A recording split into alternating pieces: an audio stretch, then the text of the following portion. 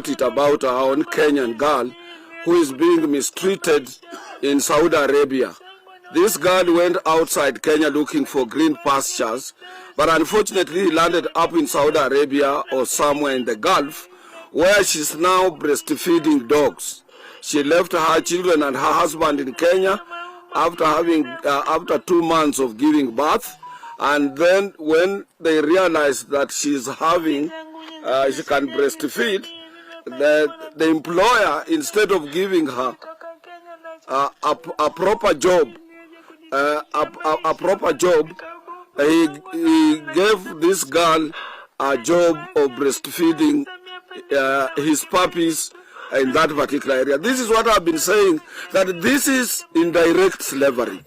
And I want to appeal to our government to go the way the first government of President Kibaki under Phyllis Kandie as the Minister of Labor did. He banned all employment agents. She banned all employment agencies in Kenya. Because let this issue of our people, migrant workers from Kenya, be a government to government. Let government of Kenya negotiate with the government of Saudi Arabia on terms and conditions of service, be it in Qatar or anywhere in the Middle East, so that our people living this country can do decent jobs. Not a job of breastfeeding dogs. This is very dangerous to our own country. It denies the dignity of our own people. It denies respect of our own people.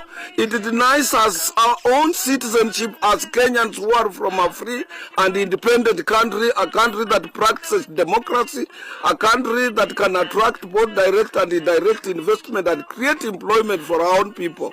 I want to appeal to the government of His Excellency President William Samoei Ruto to ban all employment agencies and review issues related to outside employment of this country as it has been always advocated for by the International Labour Organization, so that our people can have decent jobs there.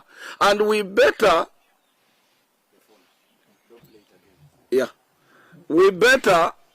as Kenyans remain the way we are, but with our own respect and dignity.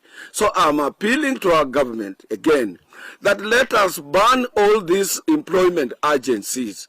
These people, what they are trying to do with our young girls, young daughters and sons, is applying indirect slavery.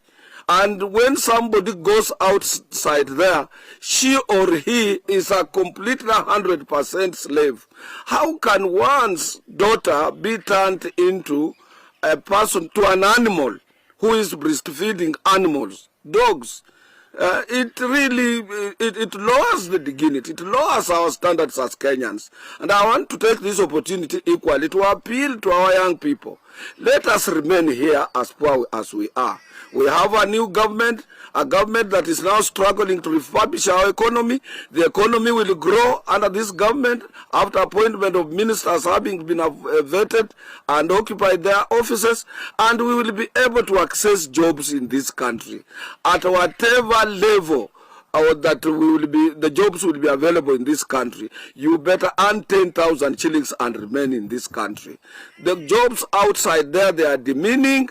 They are jobs that are not respectful, are jobs that are not decent as advocated for by the International Labour Organization.